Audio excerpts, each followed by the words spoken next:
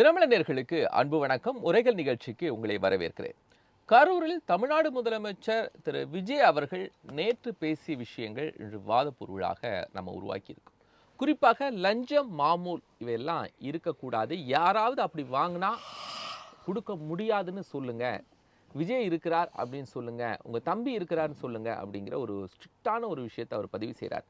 அதே மாதிரி சென்னையில் நடைபெறக்கூடிய அந்த பிரிட்ஜஸ் அதில் அதற்கு தேவையான பணத்தை விடவும் பல மடங்கு இருக்குது. இப்படி தமிழ்நாடு முழுசும் பல விஷயத்தை நாங்கள் தோண்டி எடுத்துட்டு இருக்கோம் அப்படிங்கிற மிகப்பெரிய அளவில் அவருடைய பேச்சை உருவாக்கி இருக்கிறாரு. இது லஞ்சம், லாவண்யம், மாமூல் இதுக்கெல்லாம் ஒரு மாற்றான அரசாக தொடர்ந்து இருக்குமா அப்படிங்கிறது தான் இந்த விவாத பொருளாக நம்ம உருவாக்கி இருக்கிறோம்.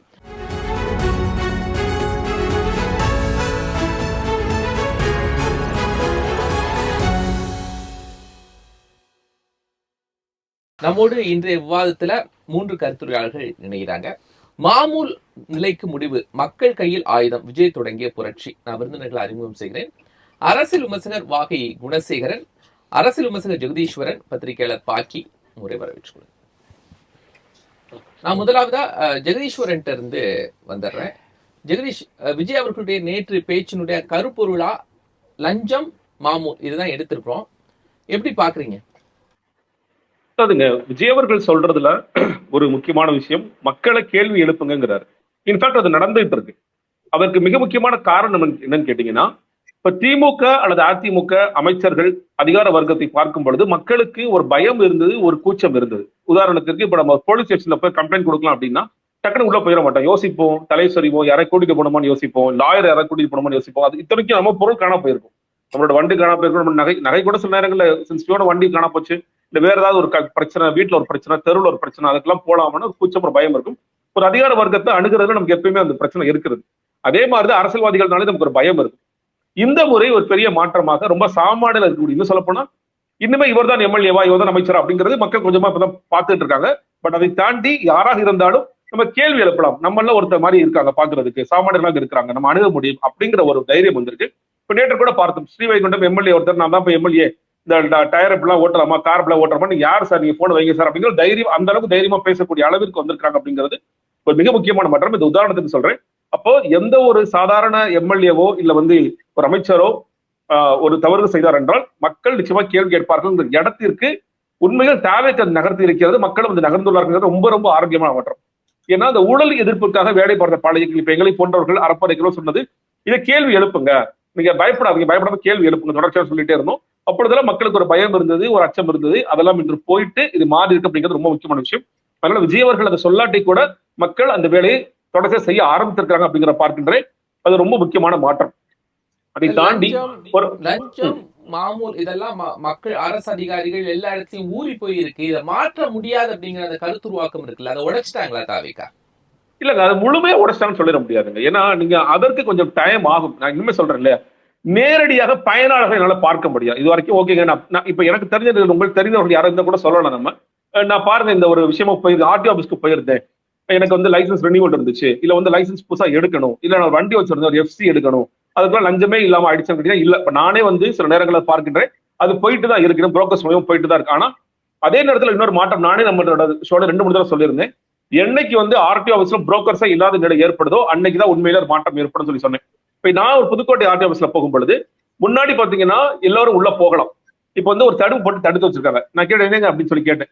இல்ல சார், நிறைய புரோக்கர்ஸ் எல்லாம் உள்ள வராங்கிறதுக்காக தடுத்து வச்சிருக்கோம். அது ஒரு பக்கம் சிரமமும் இருக்கு, பொதுமக்கள் யாரும் வர முடியும், வந்து உட்கார முடியாத சிரமம் இருக்கு. பட் அதே சமயத்துல யார் வந்து இடைத்தரகர்களா வர்றாங்க, யார் பொதுமக்களா வராங்க பிரச்சனை ஏற்படுது, அதனால நாங்க தடுத்து வச்சிருக்கோம். சரி, அதுக்காக முற்றிலும் முடிஞ்சிட்டாங்களா? இல்ல, அவங்க இன்னும் வாசல்படிதான் நின்றுட்டு இருக்காங்க. வாசல நின்று தங்களுடைய காரியங்கள் என்ன செய்யணுமோ செஞ்சுட்டு தான் இருக்காங்க. சோ ஒரு மாதிரி ஒரு பயம் வந்திருக்கு.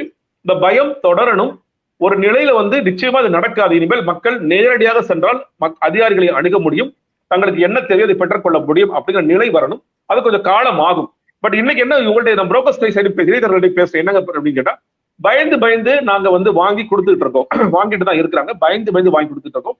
மிக குறிப்பாக வெள்ளிக்கிழமைகள் அவங்க அலுவலகம் பயப்படுறாங்க. ஏன்னா வெள்ளிக்கிழமை வந்து நம்ம ஒரு வேளை ரைடு வந்து அரெஸ்ட் ஆகிட்டோம்னா சனி ஞாயிறு பெயில் கிடைக்காது, 2 நாள் ஜெயிலுக்கு போயிடும் ஒரு பயம் உங்களுக்கு இருக்கு. சோ பயந்து பண்ணிட்டு இருக்கோம். பட் நடந்துட்டு தான். ஏன் நடக்குதுன்னு நான் கேட்கிறேன். அதுக்கு உங்களுக்கு சொன்ன பதில், திமுக ஆட்சி காலத்திலும் இது ஆரம்பத்தில் இப்படிதான் இருந்துச்சு, எல்லாம் மாறிச்சுலாம் சொல்லி நாங்கெல்லாம் நினைச்சோம். ஆனா 5வது மாசம் 6வது மாசம் வாங்காதவங்க 7வது மாசம் கேட்க ஆரம்பிச்சாங்க எங்கள்கிட்ட. 7வது மாசம் கொண்டு போய் நாங்க கொடுக்கும் பொழுது 5, 6 என்னாச்சுன்னு சொல்லி கேட்டாங்க. 5ஆம் மாசம் 6ஆம் மாசம் அவங்க லஞ்சம் நினைச்சு அதே மாதிரி தேவை காட்சியிலும் நாளைக்கு ஒரு நான் உதாரணத்துக்கு சொல்றேன், போக்குவரத்துல 5, 6 வாங்கினது எங்க போன்னு சொல்லி கேட்டாங்கன்னா அதை நமக்கு கொடுக்குற மாதிரி ஆயிடுங்கிற காரணத்துக்காக வாங்கி ஒரு பக்கம் அதிகாரிகளுக்கு போக வேண்டியது போயிட்டு இருக்கு, நீங்க அமைச்சர் வர்க்கத்துக்கு போக வேண்டியது வச்சுக்கிட்டு இருக்கோம் அப்படிங்கிற மாதிரி நிலை சொல்றாங்க. இது முற்றிலும் இல்லை, தேவையில்லை அப்படிங்கிற நிலையை ஏற்படுத்த வேண்டிய அவசியம் இருக்கிறது. இதே மாதிரி பத்திரப்பதிவுத்துறையிலையும் பார்த்தோம், ஒரு ரைடு ஒண்ணு போனாங்க, 40 பேர் மேல எஃப்ஐஆர் எல்லாம் போட்டாங்க. நீங்க அதற்கு பிறகு இன்னுமே சொல்றாரு பத்திரப்பதிவு அமைச்சர் சொல்றாரு எல்லாமே ஆன்லைன்லயே பண்ணிக்கலாம், வீட்டுல இருந்து கூட பண்ணிக்கலாம் சொல்லி சொல்றாரு. நான் சொல்றேன் இது புதுசு இல்ல, எப்பயுமே ஆன்லைன்ல இருந்தே பண்ணிக்கலாம். பிரச்சனை கேட்டீங்கன்னா கடைசி நேரத்தில் ஆன்லைன்ல ஓகேன்னு பட்டன் அழுத்துறாரு இல்லையா, அவர் காசு கேட்பார். உங்களுடைய டாக்குமெண்ட் இங்க இருந்து இங்க மாறிச்சுங்கிறதுக்கு ஒரு காசு கேட்பாரு. அதுதான் டாக்குமெண்ட் ரைட்டர்ஸ் மூலமா இப்ப இங்க நான் புரோக்கர்ஸ், இங்க வந்து ஆர்டிஓ ஹவுஸ்ல புரோக்கர்ஸா இருக்கக்கூடியவர்கள், நீங்க வந்து ஒரு டிரைவிங் ஸ்கூல் நடத்துறவங்களா இருப்பாங்கன்னா அங்கதான் டாக்குமெண்ட் ரைட்டர்ஸா இருப்பாங்க. இந்த டாக்குமெண்ட் ரைட்டர்ஸ் யாருமே இல்லாத நிலை ஏற்பட்டுருச்சு. அங்கெல்லாம் போக வேண்டிய அவசியம் இல்ல, டோக்கன் நானே நேரடியா போடலாம். ஏன்னா இன்னைக்கு டோக்கன் போடுறது பெரிய சிஸ்டம். டோக்கன் யார் போடுவாங்க, டாக்குமெண்ட் ரைட்டர் தான் போடுவாங்க. அப்ப நீங்க டாக்குமெண்ட் அடிச்சு கொடுக்கறது, பத்திரப்பதிவுத்துறை அலுவலருக்கு யாருக்கு எவ்வளவு கொடுக்கறது, பத்திரப்பதிவுத்துறையில இருக்கக்கூடிய அவங்களுக்கு எவ்வளவு கொடுக்கணும் அப்படிங்கறத பிக்ஸ் பண்றது எல்லாரும் இவங்க தான். இவங்க இல்லாத நிலை ஏற்பட்டுச்சுன்னா அந்த இடத்துல முழுமையாக இல்லைன்னு சொல்ல முடியும். ஏற்கனவே ஆன்லைன் சிஸ்டம்ஸ் எல்லாம் இருக்கு.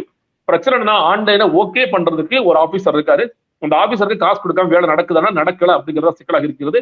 அதுவும் முழுமையாக மாறுனா, சில பேர் மாறுதுன்னு சொல்லி செய்திகளை பார்க்கின்றோம். அது முழுமையா மாறிடுச்சுன்னா நான் சொல்ல ஓகே, மக்கள் போகக்கூடிய ரொம்ப முக்கியமான 2 இடங்களில் ஒரு பெரிய மாற்றம் ஏற்பட்டிருக்கு அப்படிங்கறத நிச்சயமா சொல்லலாம். பாக்கி சார், இதெல்லாம் திமுக ஆட்சியினுடைய தொடக்கத்திலையும் இப்படி தான் இருந்துச்சு.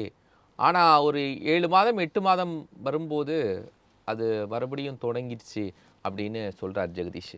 இல்லை, ஒரு சின்ன வித்தியாசம். ஜெகதீஷ் சொல்கிறது கரெக்டு, 100% கரெக்டு. நாம் ஆரம்பத்தில் மு.க. ஸ்டாலினோட ஆட்சியில் பல நல்ல அம்சங்கள்லாம் பாராட்டக்கூடிய அம்சங்கள் இல்லாமல் இல்லை முதல் கட்டத்தில். ஆனால் தேர்தலில் போட்டிட்டு வந்தவங்க எதுக்காக எப்படி வந்தாங்க, செலவு பண்ணிட்டு வந்தாங்க. 2021 ஆகட்டும் 2026 ஆகட்டும் எப்போதான் இருந்தோம், ஏதோ அந்த செலவுங்கிறது லிமிட்டோட மாறுமே தவிர பல கோடி லெவலில் வந்துச்சு. எனக்கு தெரிந்து ஒரு 90களில் வந்து எனக்கு தெரிந்து ஒரு எம்எல்ஏ சொன்னார் 15 லட்சம் செலவு பண்ணிட்டேன் சார் அப்படின்னாரு. அது அன்றைய நிலைமை. இன்றைக்கு வந்து கோடிக்கணக்கில் செலவு செய்கிற நிலைமை வந்துச்சு. ஸோ இவங்க எல்லாமே செலவு பண்ணிட்டோம், போட்டதை எடுக்கலாம் அப்படின்னு எம்எல்ஏக்கள் சார்ந்தவர்கள், அவங்களை சார்ந்தவர்கள், எப்படி தான் லிங்க்கு. ஒரு அரசியல்வாதியை சுற்றி அல்லது அரசியல்வாதிகளோட அணுக்கமானவர்கள் அப்படி தான் போகுது, ஊழலுக்கு காரணமாக இருக்குது. அதுக்கு காரணம் அது. ஆனால் இன்றைய இந்த ஆட்சியில் எனக்கு தெரிந்த, நான் என்னுடைய சிற்றறிவு கேட்டது வரை எம்எல்ஏக்களாக தாவேகா சார்பில் தேர்ந்தெடுக்கப்பட்ட எம்எல்ஏக்கள் பெரும்பாலானோர் செலவே செய்யலை, பெருசாக ஒன்றும் செலவு செய்யலை. ஏதாவது பிரச்சாரத்துக்கு சின்ன அளவில் செலவு செஞ்சுருப்பாங்க, எம்எல்ஏவாக வந்துட்டாங்க. ஸோ அவங்களுக்கு செலவு செய்யலை, அதனால் செலவு தேவையில்லை என்ற ஒரு எண்ணம் அதனால் இது வந்து அரசியல் பார்வை சொல்கிறேன். எல்லாத்துக்கும் ஊற்றுக்கண் அரசியல் தானே. ஆக குறைந்த காலத்தில் குறைந்தபட்சம் ஒரு 5-6 மாதம் அப்படி போகும் குறைபாடுகள் இல்லாமல். இதே நிலை நீடித்தால் எப்படி 77 புரட்சித் தலைவர் எம்ஜிஆர் சிஎம் ஆனார், முதலமைச்சர் ஆனார். அப்போது திரைப்படத்தில் லட்சக்கணக்கில், அந்த காலத்தில் லட்சக்கணக்கில் பெரிய அமௌண்ட்டு, வசூல் சக்கரவர்த்தின்னு எம்ஜிஆர் சொல்லுவாங்க. அந்த சம்பாதிச்சு நிறைய நேரடியாக அவர் உழைச்சி சம்பாதிச்ச பணம் அது நிறைய இருக்குது. அது 77-80 வரையில் எந்த விதமான ஊழல் புகாருக்கும் ஆளாகாத இருந்தது. அப்போ இந்த மாதிரி இப்போ இருக்கிற மாதிரி தான் இருந்தது. ஆனால் 80க்கு பிறகு திடீர்னு ஒரு தேர்தல் வந்துச்சு, கட்சிக்கு செலவு இல்லை. இதாவது கட்சிக்கு செலவு என்பதுலேருந்து ஆரம்பிக்குது. அன்றைக்கி விஜய் சட்டப்பேரவையில் பேசுனது போது பார்ட்டி ஃபண்டுன்னு சொன்னார். இவரும் அறிவிச்சிருக்காருன்னு நினைக்கிறேன், பார்ட்டி ஃபண்டு வாங்க மாட்டோம்ன்ற மாதிரி சொல்லியிருக்காரு. ஆமாம். இது எவ்வளோ காலம்? எந்த கட்சியாக இருந்தாலும் கம்யூனிஸ்ட் கட்சிகள் கூட கட்சி நிதி வசூலிப்பது இயல்பாக ஆகிவிட்டது. முன்ன மாதிரி உண்டியல் குளிக்கிறது தான் கதையெல்லாம் போயிடுச்சு. ஆக அது எவ்வளவு காலம் நடத்த போகிறீங்க? இது எம்ஜிஆர் அப்போ புரட்சித் தலைவர் எம்ஜிஆர் வந்து தன் கட்ட இருக்கிறதெல்லாம் மக்களுக்கு அள்ளி கொடுத்தார், எல்லாருக்கும் தெரியும். அவரே 77-80 ஊழல் இல்லாத ஆட்சியை கொடுத்தார். ஆனால் 80ல் ஒரு தேர்தல் திணிக்கப்பட்டது. அப்போ வேறு வழி இல்லாமல் செலவு பண்ணார், செலவுக்கு தேர்வு. அடுத்தது 70-80 அவர் ஆட்சிக்கு வந்தோடு பல்வேறு ஊழல் புகார்களுக்கு அவருடைய அமைச்சர்கள்லாம் ஆளாகினாங்க, சூழல் இருக்குது. ஸோ இது எவ்வளோ காலம் வருதுன்னு பார்க்கணும். இதே நிலை நீடிக்குமா என்றால் நீடித்தால் நல்லது. அல்லது பெருமளவு கட்டுப்படுத்தார். ஊழலை வந்து குறைக்க முடியாது சார். இந்த இடைத்தரகர்கள் இருக்குது பார்த்தீங்களா, அந்த சிஸ்டம் இருக்கிறவள் பிரச்சனை தான். இடைத்தரகர்கள் ஏன் வர்றாங்கன்னா, மக்களுக்கு க்யூவில் நின்று சிஸ்டம் இந்த நடைமுறைகளில் ஃபில்லப் பண்ணி முடிக்கணுமே, அது ஒரு ஆளுக்கிட்ட காசு கொடுத்துட்டா போகிறோம், அவன் எல்லாத்தையும் முடிச்சு கொடுத்துருவாங்க என்கிற எண்ணம். அந்த இடைத்தரகர்கள் தான் வந்ததுனால தான் ஊழல், இந்த கையூட்டு எல்லாம் தொடங்குது. ஸோ அதுக்கெல்லாம் அப்போ அதை முற்றுப்புள்ளி வைக்கணும். மக்கள் எளிதாக எதையும் எந்த சான்றிதழும் பெறலாம். இதை தான் அப்துல் கலாம் ஒரு சிஸ்டம் கொண்டாந்து யோசனையாக சொன்னார். அது நடைமுறைக்கு வரல. ஒரு ஃபைலை ஒரு குறிப்பிட்ட நாள் தேங்கலைன்னா அது அடுத்து அதுக்கு கிளியர் ஆகலைன்னா அடுத்த லெவலுக்கு போயிடும். ஒரு பிறப்பு சான்றிதழ் நான் கேட்குறேன்னா, கீழ்நிலையிலுக்கு அதிகாரி அது இப்போ குறிப்பிட்ட காலத்துக்குள்ளே நிறைவேற்றலைன்னா அடுத்த மேலதிகாரிக்கு போகும். அவர் குறிப்பிட்ட நாளில் முடியலன்னா அப்படி ஆகும். அதில் அந்த லெவல் வந்து பொதுமக்களுக்காக. ஆனால் இப்போ தமிழ்நாடு இந்தியாவில் நிகர்நிலை பல்கலைக்கழகங்கள்லாம் எப்படி ஆச்சு, 90 நாளில் கிளியரன்ஸ் இல்லைன்னா ஆட்டோமேட்டிக்காக அவங்களுக்கு நிகர்நிலை பல்கலைக்கழகம் வந்துருங்கிற ஒரு கோளாறான நிலைப்பாடு. அது ஒரு பக்கம். இந்த விஜயோட ஆட்சியில் எனக்கு ரொம்ப மனம் கவர்ந்தது, இலவச பள்ளி நடத்துவேன் என்று சொல்லி ஒரு ஐடி கம்பெனி முதலாளி வந்திருக்காரு. இலவச பள்ளிக்கூடம் அதை நடத்துவதற்கு கூட இது கேட்டிருக்காங்க, கமிஷன் கேட்டிருக்காங்க, பணம் கேட்டிருக்காங்க முந்தைய ஆட்சியாளர்கள். நான் இலவச பள்ளி நடத்துகிறேன் அது கூட வா அப்படின்னு அவர் ஆதங்கப்பட்டார். நடக்கலை. இந்த ஆட்சியை வந்தோடனே கிளியர் பண்ணிட்டாங்க. தனியார் பள்ளிகள் அவங்களுக்கு உண்டான அனுமதியோ மற்றது சான்றிதழ் ரினிவலோ மற்றதுக்கோ பல பேருக்கு இத்தனை ரேட்டை போட்டு வசூல் பண்ணாங்க. அது தொடர்பாக ஒருத்தர் கூட கைது செய்வாங்க. அதெல்லாம் இல்லை. இப்போ 100 கோடியிலேருந்து 200 கோடி வரைக்கும் இதெல்லாம் கிளியர் ஆகிடுச்சின்னு தனியார் பள்ளி நிர்வாகிகள் வந்து சங்கமே சொல்லியிருக்கு. அப்போ இது எந்த இதில் பிரதிபலிக்கும்னா, கல்விக்கு கட்டணம் வாங்குறாங்க, கொள்ளை அடிக்கிறாங்க தனியார் நிறுவனம்னு சொல்லும்போது தனியார் நிறுவனம் ப்ளேம் பண்ண வேண்டியது. ஆனால் அது மட்டும் காரணம் இல்லை. எனக்கு கேட்டு சில தனியார் கல்வி நிறுவனங்கள் சொல்லியிருக்காங்க, சார் நாங்கள் டொனேஷன் வாங்குறோம் சார், வேறு வழியில் அமைச்சருக்கு இவ்வளோ தரணும், அதிகாரிக்கு இவ்வளோ தரணும்னு சொல்கிறாங்க வெளிப்படை. பாக்கி சார் உங்களுக்கு நீங்கள் 100 கோடி இதெல்லாம் முற்றுப்புள்ளி வைக்கப்படுகிறது. வாங்கியிருக்காங்கன்னு ஒருத்தர் கைது செய்யப்பட்டிருக்காங்க. அதுக்கு அடுத்த லெவல் ரூட்டுக்கு மூவ் ஆகவே இல்லையே சார். அவங்க 100 கோடி வாங்கியிருக்காங்க, அது யார்கிட்ட கொடுத்தாங்க, யார் மூலமாக பயன்படுத்துறாங்க, அடுத்த லைன் ஆஃப் இன்வெஸ்டிகேஷன் விசாரணையில் வரும். விசாரணை வரணும், வந்து அதற்கு ஒரு தீர்வு, தண்டனையோ தீர்வோ இருக்கணும். அதே மாதிரி இந்த மாதிரியான விஷயங்களில் கடந்த 2 கட்சி திமுக அதிமுக ரெண்டுமே இந்த மாதிரி விஷயங்களில் ரொம்ப விளையாடிட்டாங்க பல ஆண்டுகளாக. அதாவது தாவேகாவை மக்கள் தேர்ந்தெடுத்ததுக்கு ஒரு காரணம் விஜய் வசீகரம், மறுப்பதற்கில்லை. ஆனால் திமுக அதிமுக யார் வந்தாலுமே இந்த ஊழல் லஞ்சம் லாவண்யம் சொல்கிறோம். லாவண்யம் என்றால் அழகுன்னு அர்த்தம், அது பொருத்தமல்ல. லஞ்சம் மாமூல் கையூட்டு போன்ற இது ஊழல் இருக்கு இல்லையா, அது 2 கட்சியிலேயே மாறி மாறி வருது. ஒரு மாற்று தேவை என்கிற மனநிலையில் மக்கள் மத்தியிலே இருக்குது. அதனுடைய தாக்கம்தான் தாவேகாவை தேர்ந்ததுக்கு. விஜய் வசீகரம் என்பது வேறு, அதெல்லாம் ஜென்சி இளைஞர்கள் ஓட்டு போட்டிருப்பாங்க, நடுத்தர மக்கள் ஓட்டு போட்டாங்கன்னா இதுதான் காரணம். ஸோ இந்த அணுகுமுறை இருக்க. இவன் நேற்று பேசுகிறதில் விஜய் பேசுகிற பாதி அரசியல் தான், இல்லைன்னு சொல்லலை. அதெல்லாம் விட்டுருவோம். கரூர் சம்பவம் பற்றி ஆளுங்கட்சி இப்போ எதிர்கட்சி மீதான புகார் அதெல்லாம் வேறு, அது வரும். ஆனால் சொன்னது நண்பர் ஜெகதீஷ் சொன்னது தான் நான் நினச்சிட்டு இருந்தேன். நீங்கள் யாருக்கு லஞ்சம் கொடுக்காதீங்கன்னா அடுத்த முறை மக்கள் என்னதான் இருந்தாலும் விஜய் ஒரு வசீகரமான தலைவர், அவர் சொன்னால் கேட்கக்கூடிய லெவலில் இருக்காங்க மக்கள். நாளைக்கு போய் சார் இது கொஞ்சம் இந்த சர்டிஃபிகேட் கொஞ்சம் செலவாகும், கொஞ்சம் கொடுங்க அப்படின்னு அதிகாரி கேட்டான்னு கிடையாதுன்னு சொன்னான்னு வச்சுங்களேன், 4 பேர் சொல்லிட்டான்னு வச்சுக்கோங்க, கொஞ்சம் கொஞ்சமாக அது பின்வாங்க. கொடுத்தா கொடுங்க, இல்லைன்னா பரவாயில்ல அப்படின்வாங்க. கொடுத்தா உடனே எடுத்து கொடுக்கணுன்ற எண்ணம் இருக்கும்போது நம்ம கேட்டால் கொடுக்குறாங்களே, அப்போ எல்லோரும் கேட்கலாம் என்கிற எண்ணம் வரும். அது அந்த மனநிலையை மக்களை ஒரு புதிய மனநிலைக்கு தயார்படுத்துகிறார்ல, மக்களை ஒரு கையூட்டு தராமல் காரியம் சாதித்து கொள்ளலாம் என்கிற மனநிலைக்கு தயார்படுத்துகிறார்ல, அது வரவேற்கிறதுக்கு. மற்ற அரசியல்லாம் போகலை. மத்திய அரசியல் விவாதித்துக்குரியது, அதில் நல்லதும் இருக்குது கெட்டதும் இருக்குது, விமர்சிக்கத்தக்கதும் உண்டு. இந்த அணுகுமுறை மக்களை தயார்படுத்துகிற அந்த அணுகுமுறை வரவேற்கத்தக்கதா, அது வந்தாலே போதும். ஏன்னா நம்மக்கிட்ட இருக்கிற மக்கள்கிட்டே இருக்கிற அந்த மனோபாயம் மாறணும். வாகை குணசேகர், லஞ்சம் இருக்காது, மாமூல் இருக்காது.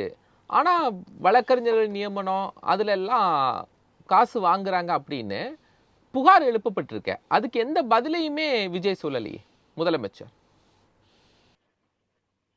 அதாவது கடந்த ஒரு 30 ஆண்டுகளாக இங்க திராவிட கட்சிகளின் ஆட்சிகள்ல வந்து லஞ்சம் வந்து மக்களிடத்திலே, இப்போ அதிகாரிகளிடத்திலே புறையோடி போய் கிடைக்கிறது. இப்ப அதிகாரிகள் வந்து லஞ்சம் வாங்கவில்லை என்றாலும் மக்களே லஞ்சம் கொடுத்து அந்த காரியத்தை வந்து சாதகமாக முடிக்க வேண்டும் என்ற மனநிலைக்கு கிட்டத்தட்ட ஒரு 30 ஆண்டுகளாக மக்களே அந்த நிலையில இருக்கிறாங்க. அதிகாரிகளுமே நாம் எவ்வளவு வாங்கி சுருட்டி லாபம் சம்பாதிக்க முடியுமோ அந்த அளவுக்கு நம்ம சம்பாதிக்க வேண்டும் அப்படிங்கிற ஒரு எண்ணத்துல மக்களும் அதிகாரிகளும் மனநிலையில் இருக்கிறார். இதற்கு முடிவு கட்டத்தான் வெற்றி தலைவர் அவர்கள் வந்து பதவியேற்கும் போதே சொன்னார். என்ன சொன்னார்னா, இங்க ஒரே பவர் சென்டர் தான், இங்க என்னை தவிர வேற யாருமே கிடையாது அப்படிங்கிறத சொல்லிட்டு கரூர் மீட்டிங்ல சொல்றாரு, லஞ்சம் கேட்டா யாரும் கொடுக்காதீங்க அப்படிங்கிறாரு. இது வந்து எங்க இருக்குன்னா கீழ்மட்ட லெவல்ல மாறி இருக்குன்னா இன்னும் மாறல. ஐயா ஜெகதீஸ்வரன் சொன்ன மாதிரி கீழ்மட்ட லெவல்ல இன்னும் மாறல. அதாவது ஒரு விஏஓ, ஒரு இந்த மாதிரி பட்டா மாறுதல், இந்த மாதிரி விஷயங்கள்ல இன்னும் மாறல. ஆனா PW department, party fund, EB, பெரிய பெரிய நெடுஞ்சாலைத்துறை கான்ட்ராக்ட், இந்த மாதிரி பெரிய பெரிய கமிஷன்ஸ் வந்து அவங்களாம் ரொம்ப புலங்காகிதம் அடைகிறாங்க. ஐயோ, இப்படி ஒரு வெளிப்படைத்தன்மையான ஆட்சியா, இப்படி ஒரு நேர்மையான ஆட்சியா, பரவாயில்ல, இது மாதிரி இருந்தா நாங்க எதுக்கு? இப்ப உதாரணத்துக்கு நீங்க கல்வித்துறையில எடுத்துக்கிட்டா டொனேஷன்லாம் நாங்க அந்த ஃபீஸ் இந்த ஃபீஸ் எல்லாம் இனிமேட்டு நாங்க கேட்க வாய்ப்பு இல்லை. ஏன்னா நாங்க வந்து என்ஓசி வாங்குறதுக்கு ஒரு பெரிய அமௌண்ட் பார்ட்டி ஃபண்டா கொடுக்கறது மாதிரி ஒரு சூழல் வருது அப்படின்னு சொல்றாங்க. ரெண்டாவது, இன்னைக்கு ஆட்சிக்கு வந்து வெறும் 50 நாள் தான் ஆயிருக்கு. இந்த 50 நாள்லயே பொதுமக்கள் வந்து உண்மைக்கே, அதாவது கட்சி சாராத பொதுமக்கள் வந்து உண்மைக்கே ஒரு மனநிறைவான மனநிலையில தான் இருக்காங்க. அதாவது எந்த ஒரு அலிகேஷன் இல்ல, ஒரு எம்எல்ஏ பவரை பயன்படுத்தி ஒரு சாமானியனையோ அல்லது ஒரு நிறுவனத்தையோ மிரட்டுறது மாதிரி வந்து எந்த ஒரு இதுவுமே இல்லை. சில பேர் வந்து ஆய்வுகள் மேற்கொண்டு சில கொஞ்சம் இது பண்றாங்களே தவிர மற்றபடி எந்த ஒரு ஆட்சியின் மீது குறை சொல்லக்கூடிய ஒரு வாய்ப்பு எதுவுமே இல்லை.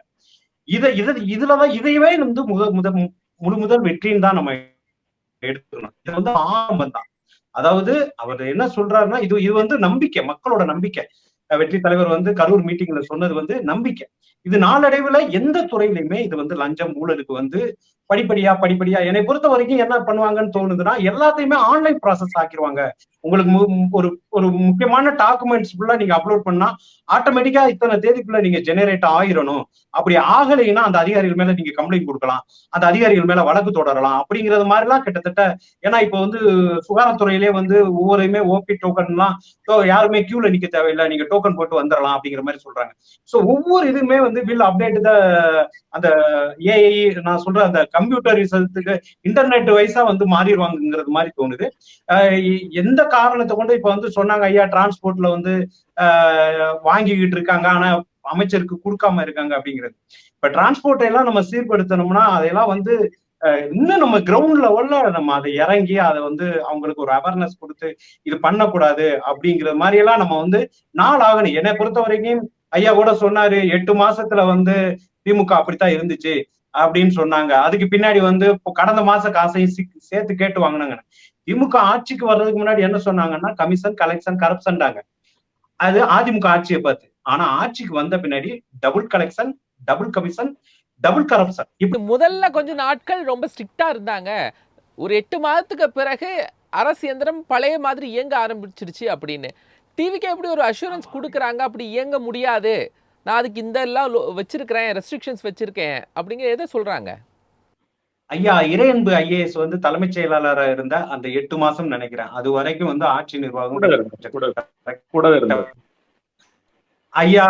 ஐயா பிடிஆர் கூடவே இருந்திருக்கலாம் மேபி.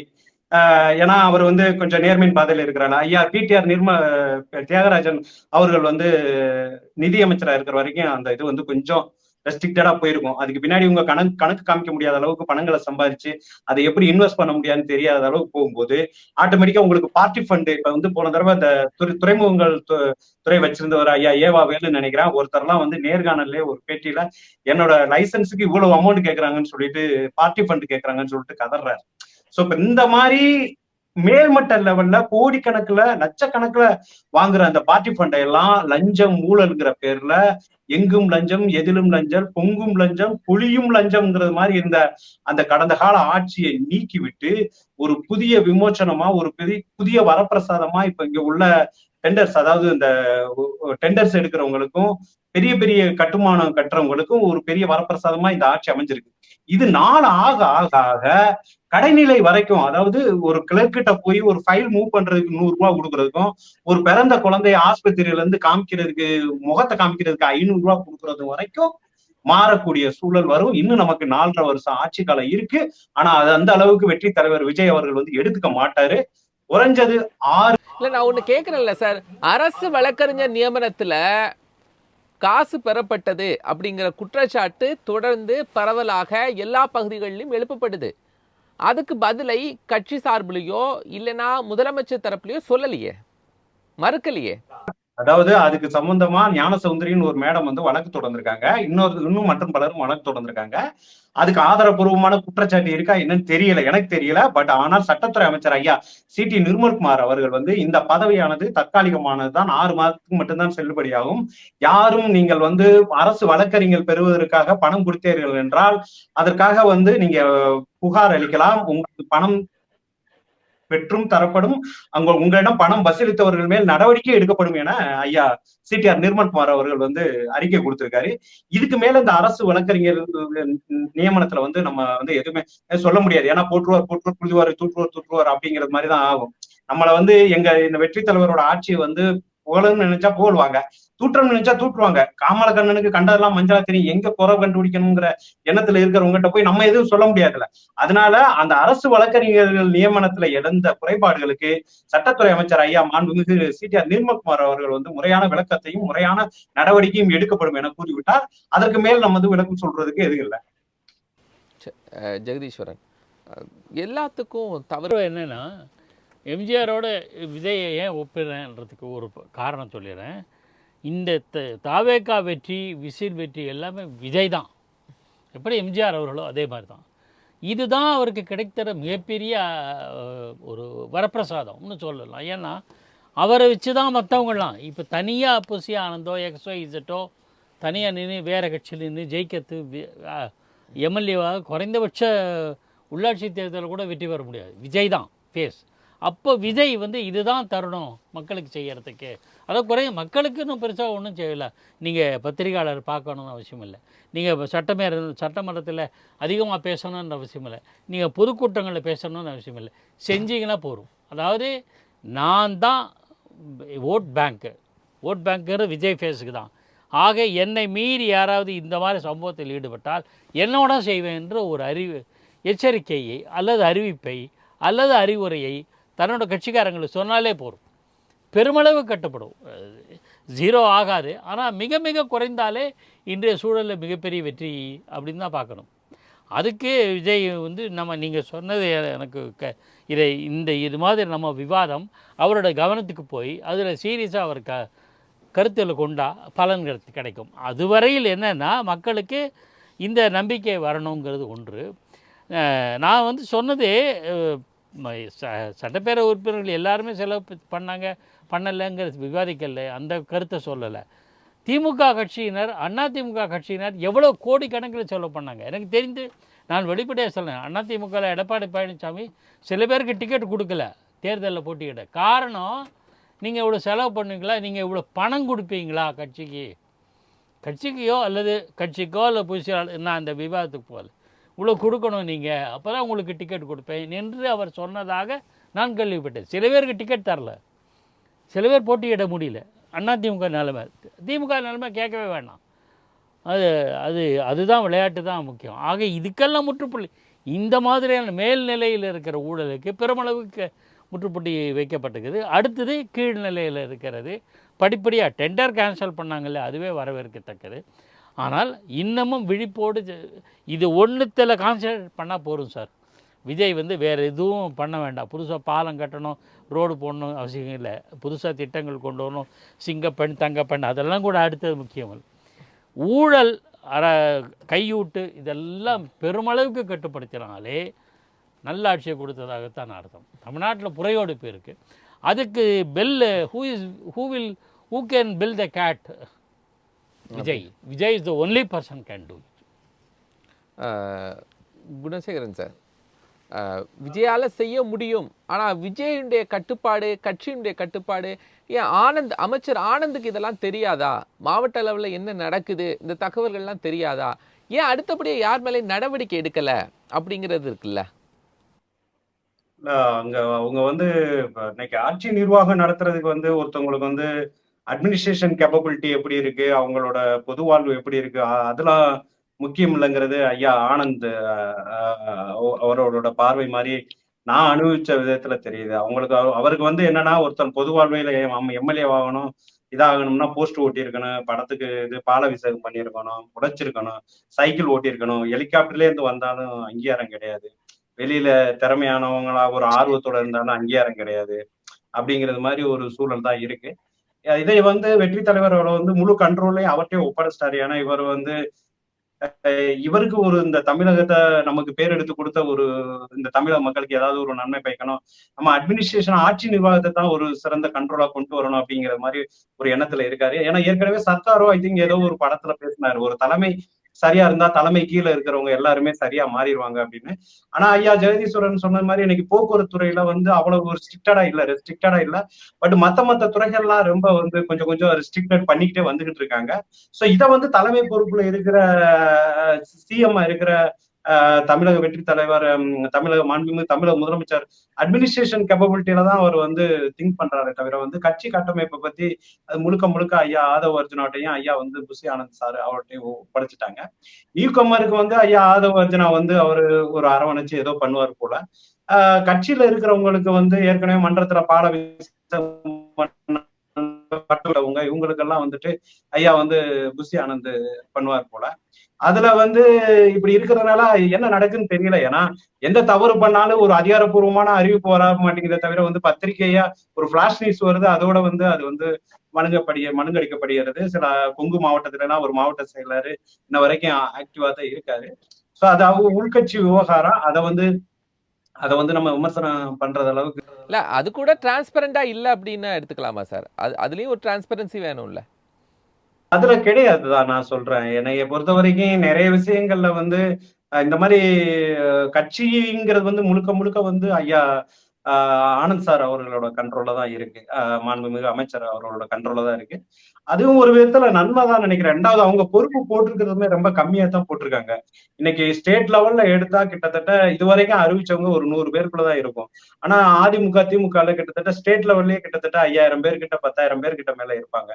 அதே மாதிரி இப்ப மாநில அளவுல மாவட்ட அளவுல எடுத்துக்கிட்டாலுமே பேரன்பாடியில வெறும் ஒரு 20 பேர் தான் வர்றாங்க, அணிகள்ல ஒரு 70 பேர் தான் வர்றாங்க. இப்ப அதிகப்படியான உறுப்பினர்கள் அவங்க அதிகப்படியான கட்சி நிர்வாகிகளை போடும்போது அவங்க என்ன பண்ணுவாங்கன்னா திடீர்னு பார்கெனிங் பண்ணுவாங்க, நான் திமுகவுக்கு போறேன், நான் அதிமுகவுக்கு போறேன், இந்த மாதிரி விலகி போயிட்டாரு. அதே மாதிரி எந்த கட்சியும் இல்லாத அளவுக்கு இங்க தாவேக்கால ஒரு விஸ்திரமா என்ன பண்றாங்கன்னா அந்தந்த நிர்வாகிகளை நீக்கக்கூடிய அதிகாரங்களை மாவட்ட செயலாளர்கிட்டே கொடுக்குறாங்க. இப்ப உதாரணத்துக்கு திமுக அதிமுக எல்லாம் நமது எம்ஜிஆர்லயோ அல்லது நமது அம்மாலையோ அல்லது முரசொலியிலயோ அறிவிப்பு வந்தா தான் அது ஏத்துக்கப்படுறதா இருக்கும். அதே மாதிரி கட்சி நிர்வாகிகளை நியமிக்கவுமே இவங்க ஒரு ஆப் மாதிரி கிரியேட் பண்ணிட்டு ஒரு மியூசிக்கல் சேர் மாதிரி மாவட்ட செயலாளர் விளையாடுறாங்க. ஒரு வாரத்துல ஒரு ஒன்றிய செயலாளர் அவனை தூக்கிட்டு கொஞ்சம் கூடுதலா ஏதோ ஒண்ணு கட்சி சேவை செஞ்சாவோ அல்லது ஏதோ ஒண்ணு கொடுத்தாவோ அவரை தூக்கிட்டு போடுறது, இப்படி ஒரு விளையாட்டு புள்ள மாதிரியே தான் அந்த இது இருக்கு. இதுல இந்த புதுசா போயிருக்கிறவங்க எல்லாம் என்ன பண்ண போறாங்கன்னு தெரியல. ரெண்டாவது இந்த கரூர்ல ஸ்டாம்பேடு நடந்தவங்களுக்கு அரசு பணி கொடுத்ததெல்லாம் நிறைய பேர் விமர்சனம் பண்றாங்க. இது நம்ம எதோட நம்ம விமர்சனிக்கணும்னா தூத்துக்குடி துப்பாக்கி சூட்டுக்கு விமர்சனம் இது கொடுத்தது மாதிரி திருப்புவனம் அஜித்குமார் மரணத்துக்கு அவங்க வீட்டுல அந்த பையனுக்கு வேலை கொடுத்தது மாதிரி, அப்புறம் இன்னொரு ஜெயராஜ் பென்னிக்ஸ் சாத்தான்குளம், அதாவது அரசின் காவல்துறை தோல்வி அடைந்ததால் அரசின் செயல்பாடுகள் அரசுதான் அந்த வேலையை செய்யணும். அதை கடந்த ஆட்சியில திமுகவே இந்த 41 குடும்பத்துக்கு வேலை கொடுத்துருக்கணும். அதை கொடுக்க தவறியதுனால இன்னைக்கு திரும்ப ஆட்சிக்கு திரும்ப வெற்றி தலைவர் கொடுக்குறாரு. நிறைய பேர் அதை கொடுத்த தவறு டிஎன்பிசி எழுதுறவங்க அப்பா அவங்க கரூர்ல கொடுத்தது தவறுங்கிற பட்சத்துல கரூர்ல கொடுத்தது தவறுன்னு சொன்னா அது ஜெயராஜ் பென்னிக்ஸ், சாத்தான்குளம், அந்த இது திருப்புவனம் அஜித் சார் குமார் அது நம்ம இவங்க. ஒரு தனியா போக வேண்டியது இருக்கு சார். அந்த விவாதத்துக்குள்ள சரி, தனியா ஓகே போக ஓகே வேண்டியது இருக்கு. ஓகே இதுவரைக்கும் ஓகே. செஞ்சவங்க மேல என்ன நடவடிக்கை எடுக்க போறாரு, கட்சிக்குள்ள புகார் வந்திருக்க, வெளிப்படையா தலைவர் நாங்க அதனால அதுக்காக நீக்கி இருக்கோம், லஞ்சம் பெற்றார்கள் அப்படி நீக்கி இருக்கோம் அப்படிங்கிற தகவலை சொல்லி அவர் செய்யறாரா அப்படிங்கறதா நம்ம இன்னைக்கு கேட்டிருந்தோம். இல்ல அவங்க மாமு வந்து ஏதோ தாம்பரத்துல ஒருத்தர் வந்து வீடியோ போட்டவர்னு நினைக்கிறேன். அவர் வந்து ஏதோ பொக்லைன் ஏதோ பண்ணதா நீக்கி இருக்கதா. அவர் சின்ன சின்ன லெவல்ல தான் கட்சி அளவுல நீக்குறாங்களே தவிர வந்து பெருசா ஒண்ணு யாரையும் நீக்கினது மாதிரி தெரியல. நன்றி, அதுவும் நன்றி. ஒரு ஆரோக்கியமான அரசியல் மாதிரி தான் தெரியுது. நிறைய பேர் வந்து அதிகாரத்தை துஷ்பிரயோகம் பண்ண வாய்ப்பு இருக்கு. நான் வந்து மாநில அளவுல இந்த பொறுப்புல இருக்கேன், நான் மாநில அளவுல அந்த பொறுப்புல இருக்கேன், எனக்கு இதை பண்ணி கொடு அதை பண்ணி கொடு அப்படின்னு கேட்கறது மாதிரி ஒருவேளை ஆட்சிக்கு அவப்பெயர் ஏற்படுத்துற மாதிரி கூட ஒரு சூழல் கொண்டு வந்துருவாங்க. நன்றி, நன்றி சார், நன்றி. மாமூர் நிலைக்கு முடிவு, மக்கள் கையில் ஆயுதம், விஜய் தொடங்கிய புரட்சி அப்படிங்கிற வார்த்தை நம்மோடு 3 கருத்துரையாளர்கள் பங்கெடுத்தாங்க. மூத்த பத்திரிகையாளர் பாக்கி, அரசியல் விமர்சகர் வாகை குணசேகர், அரசியல் விமர்சகர் ஜெகதீஸ்வரன், மூவருக்கும் மனமார்ந்த நன்றிகள். நேயர்களே, மற்றும் ஒரு வாத நிகழ்ச்சி சந்திக்கலாம். நன்றி.